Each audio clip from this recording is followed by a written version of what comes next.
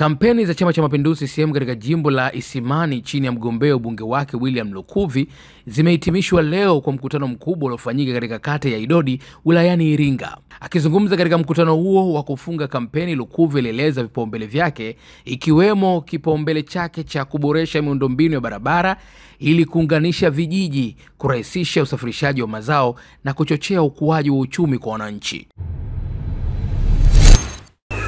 Na hii barabara anajenga barabara, lakini kwa Idodi mmependelewa. Ndani yake kuna mradi wa kukomesha mafuriko Idodi.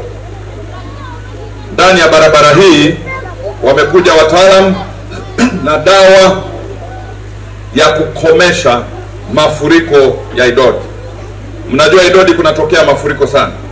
Hata sisi tulikokuwa tunakaa na Mariam Vangimembe kule, baba yetu alihama kwa sababu ya mafuriko.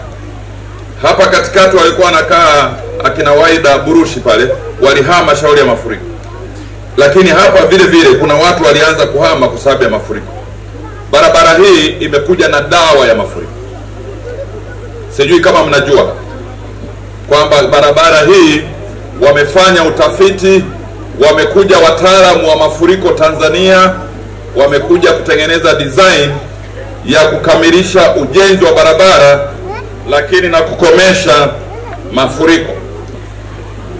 Kwa hiyo watoto waliopo kwenye shule ya msingi ya Idodi, darasa la kwanza hivi sasa, darasa la pili hivi sasa, darasa la tatu hivi sasa, darasa la 4, hawa hamtawaona nyumbani mpaka watakapomaliza darasa la 12, ndio mwisho wa shule ya msingi, sio darasa la 7. Sasa mnasikitika mtemwe mafungu. Lakini ziko sababu za msingi. Watoto wote waliomaliza darasa la 7 wamemaliza wakiwa na umri wa miaka 14. Wanamaliza wakiwa watoto, hawana ubunifu, hawajakomaa, hawana uwezo wa kujitegemea. Lakini wakienda mpaka darasa la 12, tuna uhakika watatoka na miaka 18, hata akili yao itakuwa imekomaa kidogo. Lakini sio tu kukaa shuleni, hata mitaala ya elimu imeongezwa na kubadilishwa.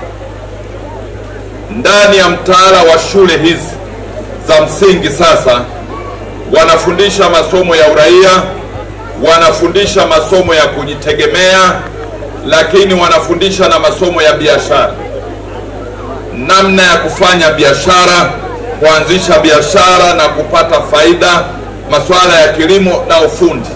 Kwenye shule zetu hizi kutakuwa mitaala ya namna hiyo ya kumwezesha kijana akitoka anaweza kujitegemea.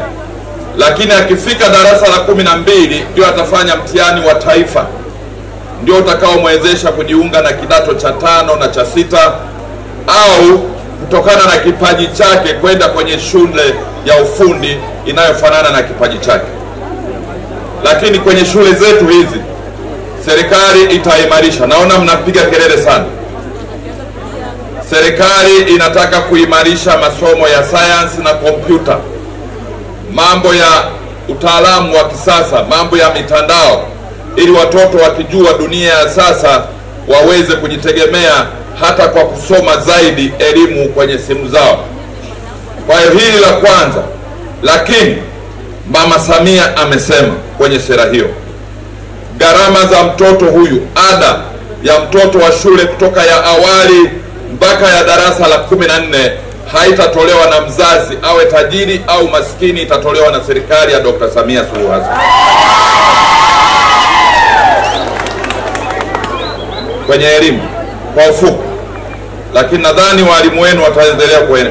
Wale watoto waliopo darasa la 5 hivi sasa hawatasoma la 7. Watafanya mtihani wakiwa la 6. Walio la 6 ndio watamalizia la 7. Kwa hiyo mwakani mnaweza mkakuta darasa la 7 na la 6 wanafanya pamoja, kwa sababu hawa wa la 5 hawatafika la 7. Lakini watamalizia kwa mfumo ule tuliouzoea. Ila waliopo darasa la 4 sasa hawataishia darasa la 7, na hakuna mtihani wa taifa wa darasa la 4 wala la 7. Ila msiofu, mama yenu yupo, ada yote atawalipia mpaka darasa la 14. La pili, sera nyingine na sheria ya bima ya afya kwa wote Mama ameshatoa na sheria ile imeshasainiwa na bunge, limepitisha na mama amesaini. Kwa hiyo miaka mitano hii tutashuhudia Mheshimiwa Rais akitoa bima ya afya kwa Watanzania wote, ambayo utaratibu wake mtaambiwa. Nyinyi mtachangia na mchango wa serikali mtaambiwa. Lakini ndani ya siku 100 hizi amesema ataanza kutoa kwa makundi matatu: wamama wajawazito, watoto wenye umri chini ya miaka 5 na wale wazee, ndani ya siku 100. Lakini kila Mtanzania anatarajia katika kipindi cha miaka 5 awe na bima ya afya itakayomwezesha kutibiwa kutoka zahanati, kituo cha afya mpaka Muhimbili kwa gharama za kadi kwa vipimo vyake, dawa na huduma nyingine zote. Gharama hizi mtaelezwa, ila wakishafika mtajikumbuka kwamba mbunge wetu alishawahi kutuambia kumbe jambo ni hili na ina faida. Leo magonjwa yasiyoambukiza ndio yanayoua zaidi. Ukiugua figo leo, ukiambiwa nenda kasafishe figo maisha yako yote, gharama yake ni shilingi milioni 102 kwa wiki moja, na unaenda mara 3. Na hapa hawafanyi, lazima uende Iringa.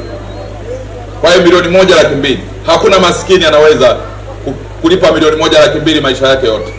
Ukiugua kansa, gharama ni kubwa sana. Mimi nimeuguza juzi, yule mdogo wangu, gharama yake ilichukua shilingi milioni 30 dawa zake kwa mwezi.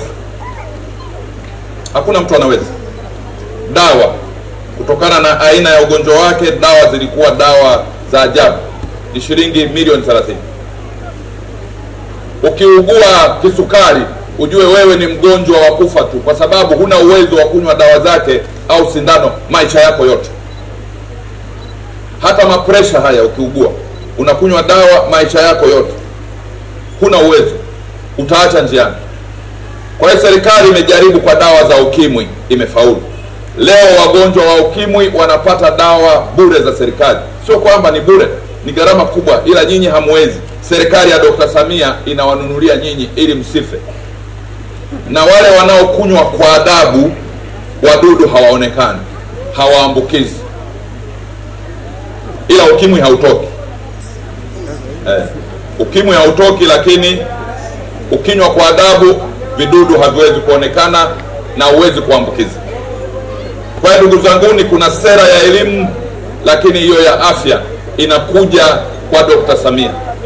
Sisi tuishi kwa matumaini ili Mwenyezi Mungu atukute tuone mafanikio ya sera hii.